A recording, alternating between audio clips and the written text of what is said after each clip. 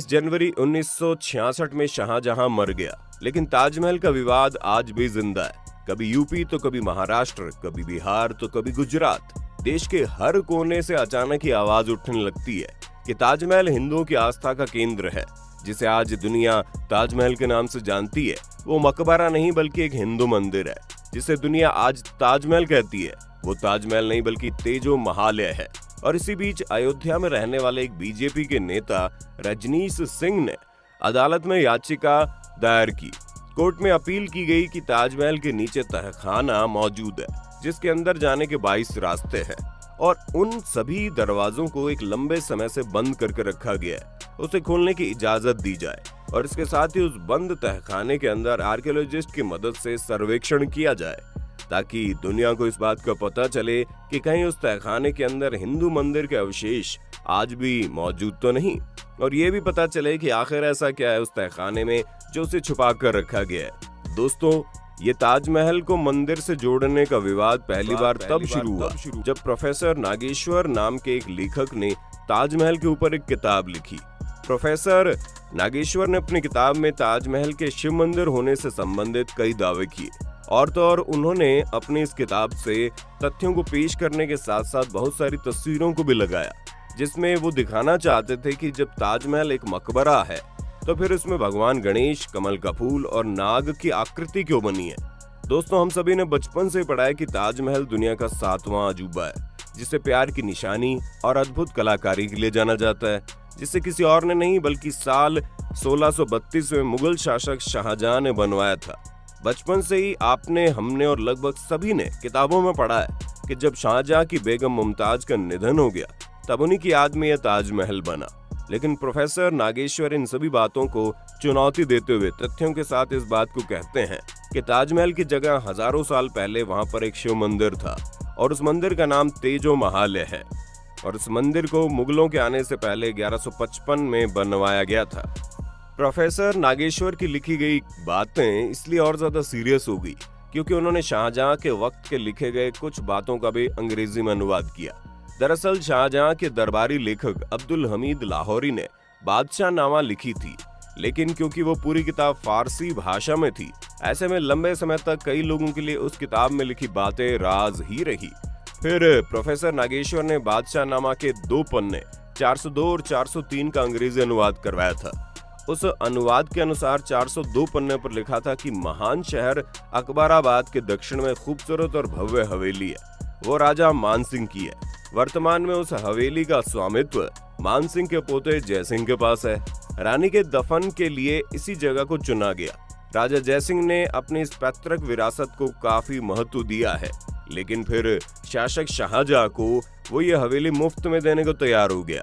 लेकिन फिर भी ईमानदारी दिखाते हुए जयसिंह को उस हवेली के बदले में शरीफाबाद दिया गया था।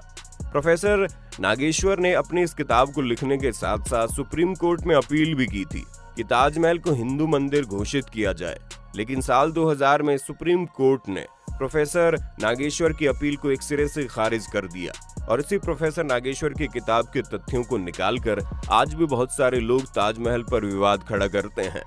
दोस्तों, प्रोफेसर नागेश्वर की तरह ही और भी इतिहासकारों ने ताजमहल पर किताबें लिखी, और उन्हीं किताबों में से एक है ताजमहल द इल्यूमिनाइड टॉम, और इस किताब को लिखने वाले का नाम है बैगले देसाई। उन्होंने इस किताब को प्रोफेसर नागेश्वर के द्वारा लिखी गई किताब के जस्ट अगले ही महीने लॉन्च किया।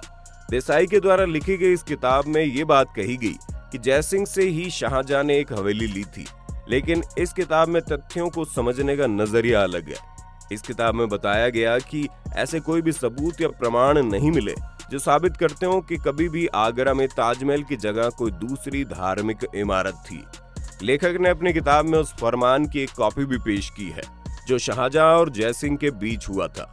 आसान शब्दों में इसे एक एग्रीमेंट कॉपी कह सकते हैं, जो इस बात का प्रमाण देती है कि दोनों के बीच एक डील हुई थी। उस फरमान में स्पष्ट लिखा हुआ है कि जयसिंह ने अपनी इच्छा अनुसार ही अपनी हवेली को मुमताज महल बेगम के मकबरे के लिए दान की थी। उसी फरमान में इस बात का जिक्र भी हुआ कि इस हवेली के देने के बदले में जयसिंह को भी शाहजहां द्वारा 4 हवेलियां दी गई। अपनी किताब में बैगले देसाई ने इस तारीख का भी जिक्र किया जब इस फरमान को मान्यता प्राप्त हुई। लेखकों के मुताबिक 28 दिसंबर 1633 को जयसिंह के हवेली को लेकर डील पक्की हुई थी। वहीं इस बात पर भी जोर रहा है कि उस जमाने में भी फरमान के अंदर लगातार हवेली शब्द का इस्तेमाल हुआ। उनकी नजरों में ये इस बात को साबित करता है कि ताजमहल की जगह पहले कोई धार्मिक स्थल नहीं था। अगर ऐसा होता तो शायद हवेली की जगह कहीं ना कहीं एक भी जगह तो मंदिर शब्द का इस्तेमाल होता। दोस्तों, जिस तरह से आज अयोध्या में रहने वाले एक शख्स ने ताजमहल को लेकर कोर्ट में अपील की, ठीक उसी तरह 2015 में भी एक मामला सामने आया जब 6 वकीलों ने आगरा कोर्ट में एक याचिका डालकर अपील की थी कि उन्हें ताजमहल में दर्शन करने दिया जाए, पूजा की अनुमति मिले और वहां हो रही मुस्लिमों की नमाज पर रोक लगे। अब इन वकीलों का भी तर्क था कि ताजमहल असल में तेजो महालय है और शाहजहां ने इसे राजा जयसिंह से हड़प लिया था। लेकिन रिपोर्ट के मुताबिक 2017 में इन तमाम दावों को मनगढ़ंत और स्वयं निर्मित बता दिया गया। और इस बार जब इलाहाबाद हाईकोर्ट में ताजमहल के तहखाने के दरवाजों को खोलने की अपील की गई, तब हाईकोर्ट के जज ने अपील डालने वाले शख्स को फटकार लगाते हुए कहा कि पहले ताजमहल को अच्छी तरह से पढ़ लो, उसके बाद ताजमहल पर बात करने के लिए आना। आज तुम ताजमहल के तहखाने के दरवाजे खोलने को कह रहे हो, कल को बोलोगे मुझे जज का चैम्बर देखना है। कोर्ट में ऐसी बकवास के लिए कोई जगह नहीं है। दोस्तों, आपकी जानकारी के लिए बता दें, आज के वक्त में ताजमहल सिर्फ एक इमारत नहीं बल्कि भारत की एक पहचान है। जब आप विदेश में रहने वाले लोगों से भारत के बारे में पूछेंगे तो वो आपको कुछ बताए या ना बताए, लेकिन ताजमहल के बारे में हम जरूर बताएंगे, क्योंकि ताजमहल को आज दुनिया का एक अजूबा कहा जाता है और उसी ताजमहल को देखने के लिए दुनिया के कोने कोने से लोग हमारे भारत आते हैं। लेकिन दोस्तों, अगर उस अजूबे के ऊपर इस बात की विवाद शुरू हो जाए कि वो मंदिर है मकबरा, तो कहीं ना कहीं ऐसा करने से इमारत के साथ साथ देश की भी बदनामी होगी।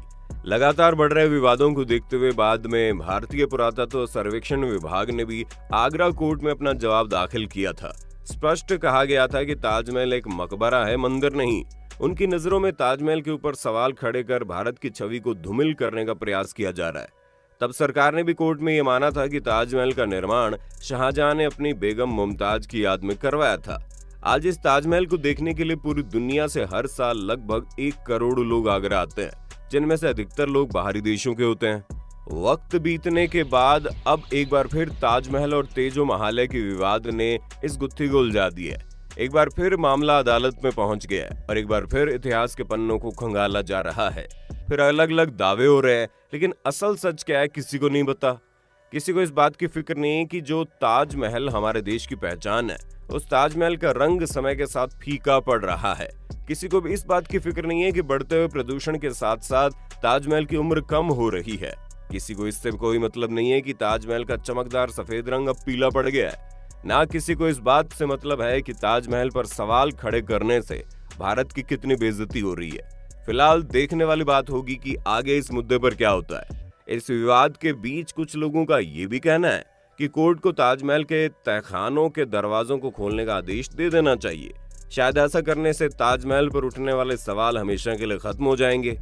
ताजमहल के अंदर जो भी होगा वो सच्चाई सामने आ जाएगी दुनिया के, ये सवाल हमेशा के लिए बंद हो जाएंगे। वैसे दोस्तों, आपको क्या लगता है, क्या वाकई में ताजमहल के तहखाने के दरवाजों के भीतर ऐसा कुछ होगा जो साबित कर देगा कि ताजमहल एक मकबरा नहीं बल्कि मंदिर है, या फिर ये सब बातें महज काल्पनिक है जिसका वास्तविकता से कोई लेना देना ही नहीं है? आप अपनी राय कमेंट में देना। और दोस्तों, हमें ये भी बताना, ताजमहल जैसे विश्व विख्यात इमारत के ऊपर सवाल खड़े करने से पहले ताजमहल के ऊपर विवाद खड़े करने से क्या भारत की बेइज्जती नहीं होगी? आप में से बहुत सारे ऐसे भी लोग होंगे जिन्होंने कभी न कभी ताजमहल को पास से जरूर देखा होगा। तो क्या आपको ताजमहल देखकर ऐसा लगा था कि ताजमहल कोई मकबरा नहीं बल्कि मंदिर है? कमेंट करके बताना मत भूलना। वीडियो अच्छी लगी तो लाइक कीजिए, चैनल को सब्सक्राइब करके बेल आइकन को ऑन कर देना, क्योंकि हमारी टीम हर रोज आपके लिए ऐसे इंफॉर्मेटिव वीडियो